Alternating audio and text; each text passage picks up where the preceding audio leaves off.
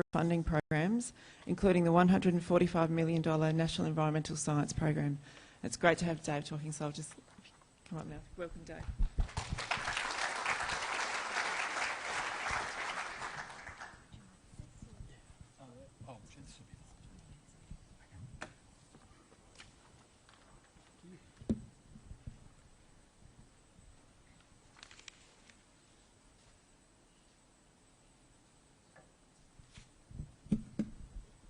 Get my hands organised. Thank you very much. And look, it's my absolute pleasure to have this opportunity to talk to you, talk with you today about connecting science.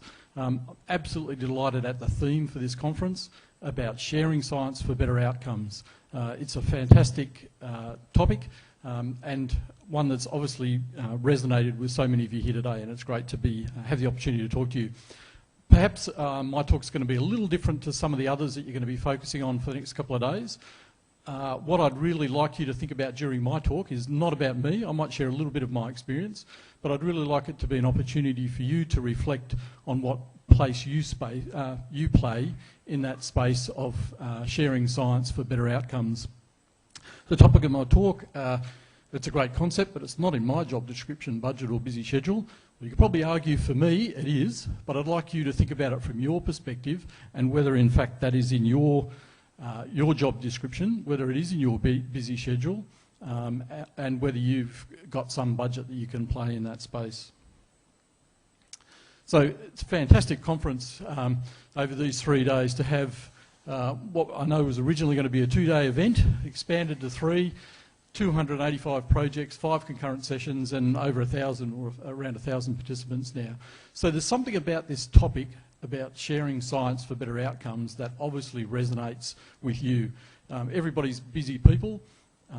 To come and dedicate a couple of days of your busy year to be able to focus on these issues really shows me that we're not at the starting point of trying to connect science for better outcomes. We're actually a long way down that journey.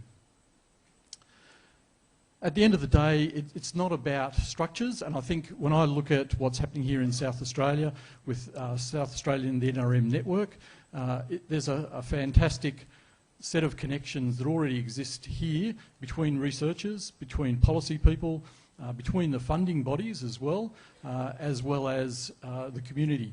And so there's a lot of structure in place that supports that. But it's really the most important thing, and I think Sandy said it before, it's about the people that provide those connections. And sitting here today, you're very much part of those connections. So you're probably sitting here thinking, well, what's your role in this space about connecting science for better outcomes? You could be sitting here as a very practical person that's out as a park ranger. Perhaps you're one of the people in the department might be working on a range of policy issues. That's where your expertise lies. And so you're a user of research quite directly. You could be involved in grants administration or an NRM manager.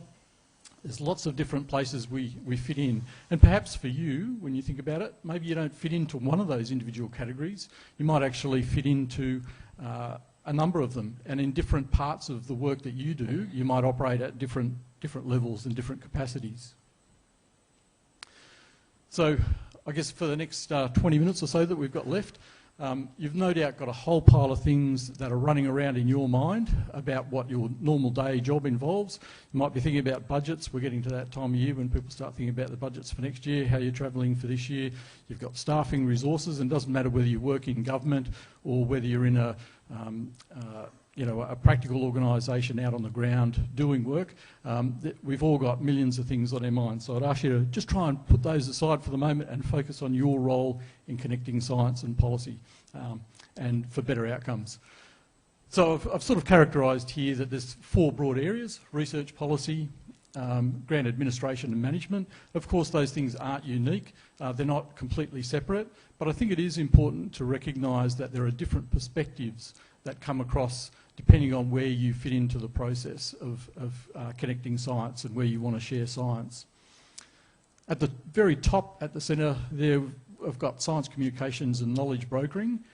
And I think that's something that we all share some responsibility for and some opportunities. The one thing I would encourage you to think about if you're in an organisation where you're very fortunate enough to have some specialist knowledge brokers or communicators, and the sort of work that Jenny does here in South Australia, I'd really encourage you to get behind those people and support them and use their expertise for your daily work.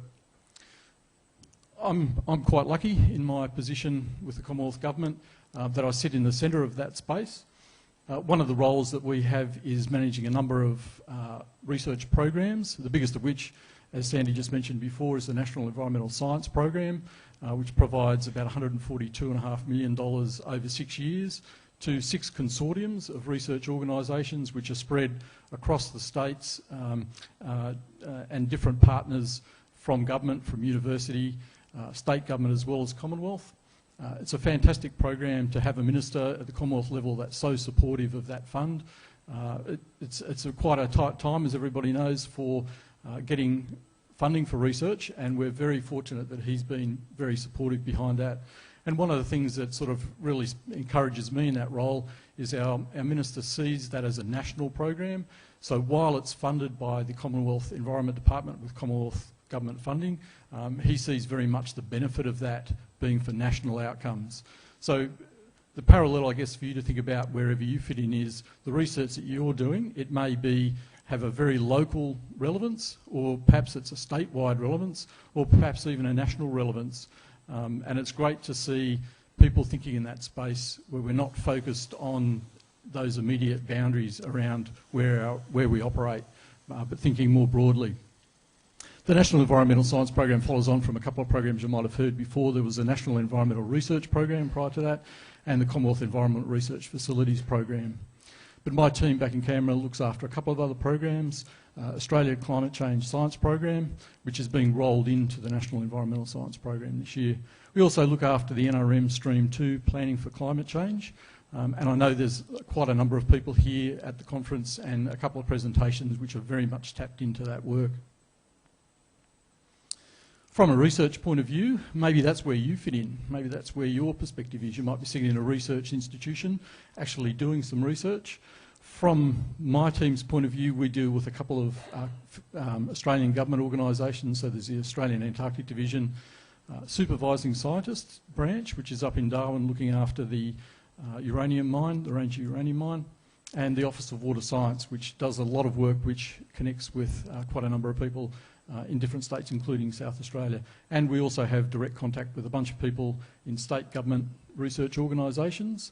And over on the right, there's a bunch of acronyms that many of you are probably aware of: Australian, the Atlas of Living in Australia, TERN, IMOS, Geoscience Australia, CSIRO, Australian Institute of Marine Science. So you'll know where you fit into that picture, and maybe you're in one of those groups, or maybe you've already got fantastic connections right across that network.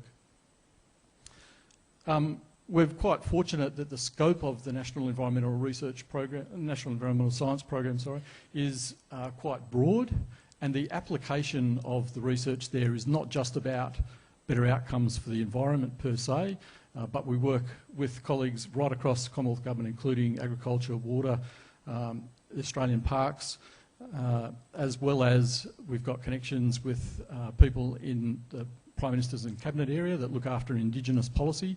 And I think if you think about the work that you're doing, wherever it fits in, there may be connections with broader parts of government that you haven't already thought about.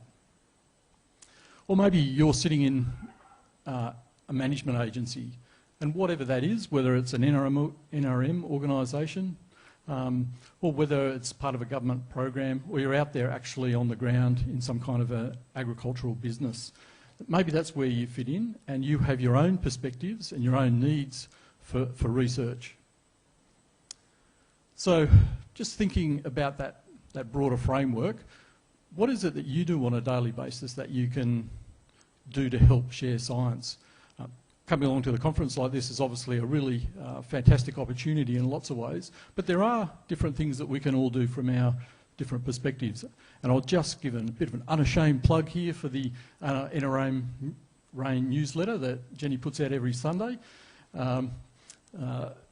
Does a lot of hard work. I know she's having a 2-week break, so don't look for it for the next 2 weeks. But if you're not already connected to that newsletter, I'd certainly encourage you to get on there.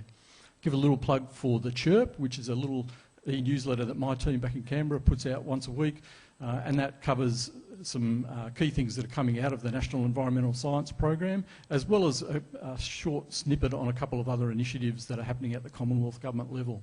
There's lots of newsletters and we can all get swamped with emails completely, but the thing that those, as two really good examples, are things that if you subscribe, you can get the weekly email, just have a quick scan through, see if there's anything that's relevant there. You don't have to spend a lot of time, they're only a couple of pages long, but it is a great way of helping share in that science that's around and out there. Also, just give a really quick plug for the Climate Change in Australia website, which is one of the products from our Preparing for Climate Change Stream 2 program, and that website, if you're not familiar with it, it's got a fantastic bunch of resources for wherever you fit into that space if you want to know a bit more about the practical implications and projections, future projections of climate for Australia. Well, there's a few things we can all do, and it doesn't matter whether you're a researcher, a policy person, or whether you're a funder. Some of the things we can do, and I'd encourage you to do, are to get in and start that conversation early with all of the other people involved in this space. So whether it's, if you're a researcher, have a chat to some policy people, get involved with the funders and find out what's motivating them in their next round of funding. It's a bit of history, I suppose, that researchers have sat back and been waiting for the funding dollars to come out and then think about how do you engage with end users of that research. But I think the time has definitely moved on and there's a lot of momentum, and the place where we're getting really good connections are with researchers and policy people that see those connections, have the discussion well before the funding is put on the table, and that leads to really good outcomes. So it's not only starting early, but it's expanding your networks. And while you're at the conference here, if you're from whichever sector you fit in, you might not know too many about the department people here in South Australia that are working on policy issues. You might only have met one or two, only know a couple of names. And I'd really encourage you for the rest of the conference to actually pick out some of those people and try and have a discussion, start a bit of a relationship that you can have some ongoing dialogue with them.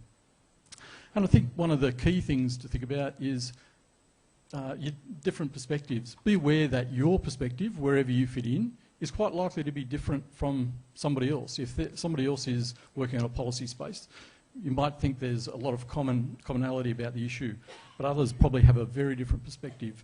And keeping your eyes and ears open to be receptive to hearing those other perspectives is really good. One of the things that we're fortunate, I guess in my space back in Canberra, is that providing funding is a really powerful catalyst for connecting science with better outcomes. And there's a lot of things you can do in that space. I'll come back to that in just a second. So if for example, you're in the space where you're actually involved in a research funding cycle, or maybe you're in a NRM organisation that particularly wants a bit of research done, and you're looking at going out and procuring a bit of research. So it might be a one-off, or it could be a more generic thing as part of a funding program. Some of the things you can do to help share the science and get those better outcomes is to set clear research priorities. From the word go, if you're clear about what the research is you're looking for, that will go a long way to getting better outcomes at the end. Designing projects. So in the whole process of providing funding, don't just leave it to the researchers to design the projects in isolation, but be involved and require collaboration throughout that cycle. If you set clear expectations about engagement and collaboration as part of your research funding guidelines, then it can go away and be very empowering for the researchers who are looking to actually engage. It gives a mandate and a bit of authority for them to be involved in that space if it is a clear expectation of funding. One of the things you can really do as administering grants is embracing Indigenous knowledge. And we heard this morning some fantastic examples about how Indigenous perspectives and knowledge is not just a resource to be tapped into for research, but can really add value if you can make those connections and find out how to involve people. In providing funding, to get really good outcomes, better outcomes than what you would otherwise, it really helps if you can articulate what is the path to impact. So if you can draw out and show those links as part of your funding arrangement, that will help ensure you get better links. And one of the other things you can do as a funder is to require that the outputs of the research, particularly if it's publicly funded, should be publicly and freely available. And I was really encouraged to hear Minister Hunter's comment this morning about, I think the words he used were, look for unexpected uses of your data, which I thought was really good. And you know, when you stop and think about your perspective in setting a research project up, quite often you don't, you know why you're collecting the data for your purposes, but actually stopping and thinking about, well, what's some unexpected uses of that data? And the only way you can really get into that space of thinking about unexpected uses is if you're having a dialogue with other people that have a different perspective to yourself. We're fortunate under the National Environmental Science Program that we have very clear guidelines for data requirements for data and information to be made freely and publicly available. And if you wanted to jump in and have a look at those, they're on our website at environment.gov.au. So if you're working in the policy space and perhaps you're here involved in one of the departments, I think one of the key things you can do to help get better outcomes from sharing science is to really be clear about what your information needs are. Quite often, and this is a challenge for us in our department back in the environment in Canberra, when we talk to people in different areas of the department about research and what their needs are, sometimes it's an early opportunity for them. They don't normally have the time set aside on a daily basis to think about their research needs and what their information needs are. So as a policy person, if that's something you can think about, well, research, well, we've got a gap here, we've got an information need. And then you can think about where you could prioritise research to help fill those gaps. And that's something you can do in your own space from a policy perspective to start the conversation with others. And the other thing I'd really encourage you, if you're involved from a policy perspective, is to really embed yourself in the research. So don't just be involved at the start and hear there's a project going and somebody's doing something that might be relevant, but I'd really encourage you to keep up the contact with them and sort of push yourself into the relationship and expect to be kept involved and engaged throughout the cycle. If you happen to be working in a management organisation, perhaps a practical thing out on the ground where you're spending most of your time, again, starting that research dialogue early with the researchers is a great way to get at the ground level to getting research that will meet your needs. Again, a bit like for the policy people I just mentioned, sort of demand with the researchers and with the funders that you need to be involved in the research, that you expect to be involved and you expect to be engaged. And it's not a nice little thing at the end of the day if the researcher's got time to have a chat to you, you actually expect to be involved. And from a management point of view, one of the things that you can really do that will help is if you can ask the tough questions about, well, so what from this research? I think it's pretty clear we've got fantastic researchers right across Australia doing really good work. There's lots of good ideas out there just waiting to be implemented, but the difficulty is prioritising those and getting the funding for particular projects. And what you can really help do if you're a manager is being really clear about asking researchers and putting the asset on them at the time and the funders to say, what is the outcome of your research? It's not just going to be better information for better decisions, but try and articulate exactly, if we've run this project, how will that help us with our policy or our management needs? Okay. So if you're a researcher, I think we've already picked up on a couple of things. The key thing, I guess I'd say if you're a researcher, is see that any of the obligations that are reflected to you from your funding body, don't see them as shackles, don't see them as requirements, as obligations, but really see them as opportunities and really embrace the aspect of collaboration. And, listening to managers, funders and policy people, just hearing what their perspective is something that you can really do as well. All right, a couple of really quick suggestions, and look, some of these you're probably already doing, but a couple of things if you haven't thought about it. Maybe when you go back from this conference, you go back to your team, whatever your team makeup is, you might have a weekly meeting, maybe just have a 5-minute brainstorming session with your team about how you can more effectively share science.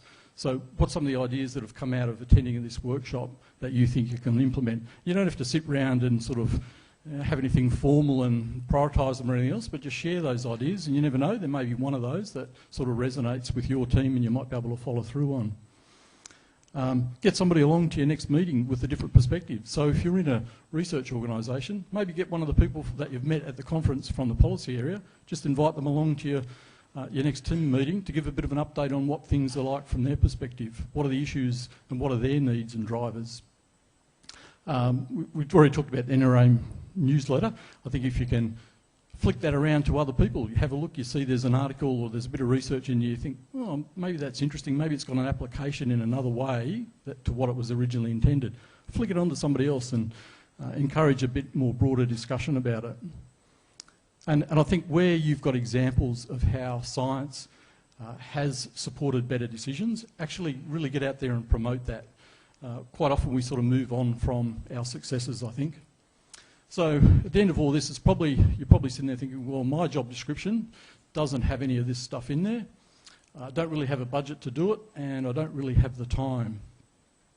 And I could have framed this talk very differently and structured it around all the barriers to effective communication of science and better uptake. And there's been plenty of those sort of talks in the past. But I'm actually very optimistic that there's lots of goodwill, there's lots of expertise, and the opportunity is there for us all to be involved, regardless of what's in our job description, our budget or our busy schedule. The opportunities are there and it's up to us to make the most of them. So thank you and all the best for a wonderful conference.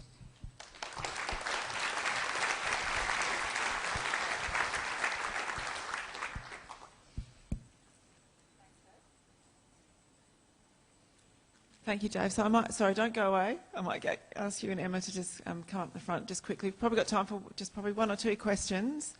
And I don't think we've got microphones organised, so you might have to yell if you... Does anyone have a question? Dan? Question for you, Dave. You mentioned a couple of times basically be nice to your science communicators and knowledge brokers. I just want to know what your experience was in the Commonwealth around the support you've got both from your department but also from the research institutions. Oh, thank you. Yeah, great question, Dan. I think it's been variable, the level of support. I think within our own organisation, there tends to be a focus on what are the deliverables from that the department is responsible to government for, and quite naturally that's a good focus. But getting to the point of dedicating resources and having people that are specialists in sharing that knowledge across the research and policy and management area space as a knowledge broker is not always a top priority.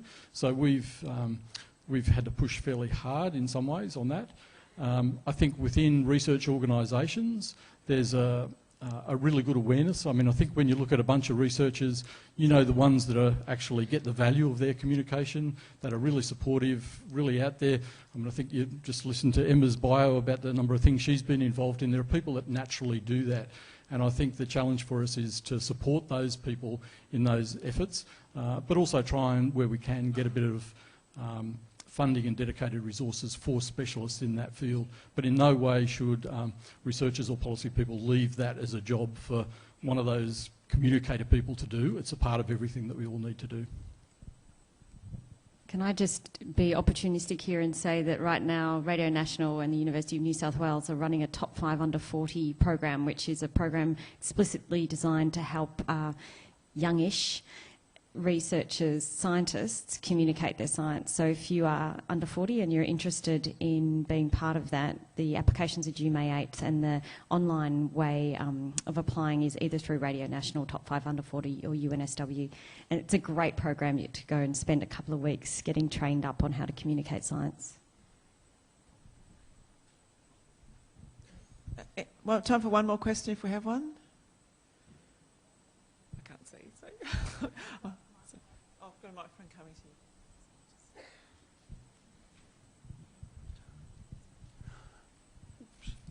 you. just wonder, we're talking about environment so much, whether we should be actually interacting in a more sustainable way and talking to experts in economic and social areas more to get some reflection on the interaction between our community and the environment. I think that's absolutely the case, and there are probably quite a few people in the audience who are actively involved in that. In New South Wales, we've introduced the Marine Estate Management Authority in the last 2 years, and the whole idea is that economic, social and environmental values are all considered simultaneously and ideally managed together.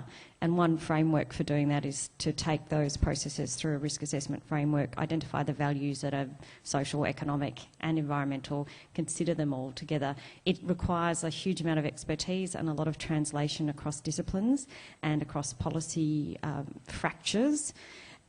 That takes time. It takes time to build those cultures, but I think there are quite a few state governments who are in the process of developing those programs, and it's a great way to go. Thanks. Yeah, great question, and I absolutely agree. I think having social and economic science built in as part of the whole process, it's just naturally part of the equation. Part of our learning journey at the Commonwealth level with research funding is going back a couple of programs under the SURF program. There was a separate environmental economics hub, and that was designed to sort of get a bit of a focus on environmental economics, but we've subsequently made a very conscious decision that you don't want any of those aspects sort of sidelined into their own bucket. You want them integrated as part of the whole program. And so we're looking for economics and social research to be integrated as part of the multidisciplinary teams that we want to fund in the future.